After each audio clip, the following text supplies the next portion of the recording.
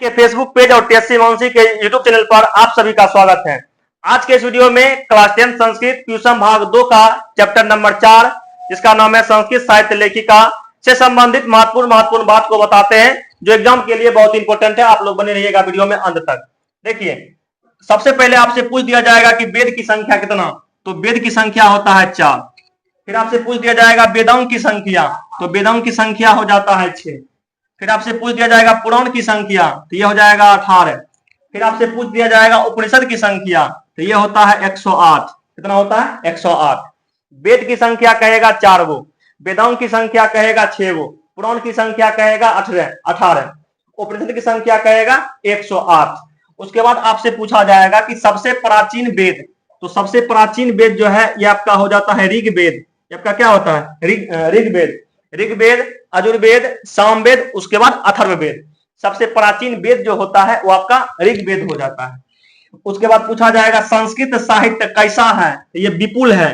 कैसा है? विपुल। विपुल का मतलब होता है बड़ा। विपुल का मतलब कैसा होता है? बड़ा। आगे क्वेश्चन है कि जनक के सभा में शास्त्रार्थ कुशला कौन थी?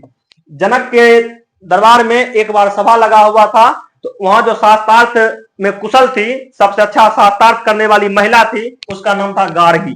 उसका नाम क्या था? गार्गी। उसका नाम था गार्गी। फिर आपसे पूछा जाएगा सर्व शुक्ला सरस्वती, सर्व शुक्ला सरस्वती से किसको सम्मानित किया गया? मतलब सर्व शुक्ला सरस्वती से किसको क्या कहते हैं, किसको कहा गया? तो ये कहा गया था विजयांका को। ये किसको कहा गया था? विजयांका को। ये कहा गया विजयांका को। किसके द्वारा? तो डांडी नामक वैज्ञानिक, डांडी नामक विद्वान के द्वारा। डांडी नाम के विद्वान ने विजयांका को सर्व शुक्ला सरस्वती से संबोधित किया। इसका वर्ण श्याम था, मतलब ये श्याम वर्ण की थी। इसका वर्ण कैसा था? श्याम था। लेकिन इसके पास ज्ञान बहुत ज्यादा था, पढ़ने में इतना तीक्ष्ण थी, इसके पास इतना मतलब है ना ज्ञान था, इसको सर्व शुक्ला सरस्वती से संबोधित किया गया। तो पूछा जाएगा सर्व शुक्ला सरस्वती से किसको संबोधित किया गया? विजयांका को। किसने किया? डांडी। और पूछा जाएगा विजयांका का वर्ण कैसा था? श्याम वर्ण। आपसे पूछा जाएगा विजयांका का काल क्या था या समय क्या था? तो 8वीं सदी। कौन सदी? 8वीं सदी। कौन सदी था? 8वीं सदी था। आगे पूछा जाएगा कि लौकिक संस्कृत साहित्य में लौकिक संस्कृत साहित्य में कितने कवयित्रियों का वर्णन है? तो 40 गो। लौकिक संस्कृत साहित्य में 40 कवयित्रियों का वर्णन है, और जिसमें से सबसे पहला स्थान जो आता है वो विजयांका का। किसका आता है? विजयांका का। सबसे पहला स्थान जो आता है वो विजयांका का आता है।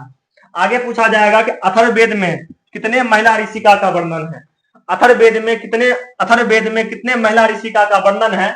तो अथर्ववेद में 5 महिला ऋषिका का वर्णन है, जो है यमी है, अपाला है, उर्वशी है, इंद्राणी है, उसके बाद बागाम्बरिणी है। ये 5 महिला ऋषिका है जिसका वर्णन क्या कहते हैं? अथर्ववेद में है। अथर्ववेद में है।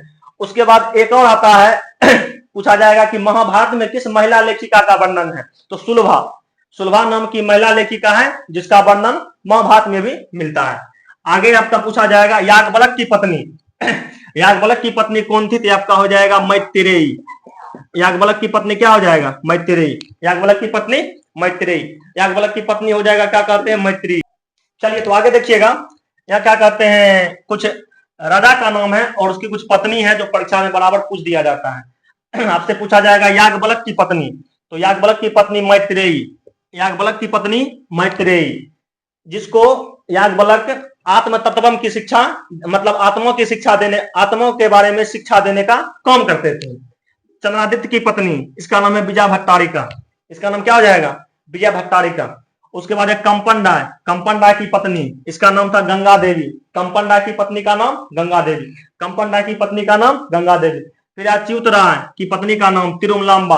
अच्युत राय की पत्नी का नाम क्या था? तिरुमलांबा। उसके बाद पूछा जाएगा कि आधुनिक काल के प्रसिद्ध संस्कृत लेखिका, तो आधुनिक काल के प्रसिद्ध संस्कृत लेखिका जो है इसका नाम है पंडिता छमौरा। पंडिता छमौरा। उसके बाद देखिएगा पूछा जाएगा कि वर्तमान काल के संस्कृत लेखिका कौन है?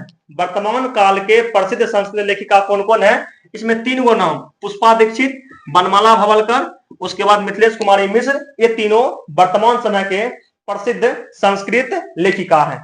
इतना आप लोग कंप्लीट कर लीजिएगा, इस चैप्टर से मैक्सिमम क्वेश्चन आप लोगों से कंप्लीट हो जाएगा। बाकी मिलते हैं नेक्स्ट वीडियो में बहुत ही जल्द।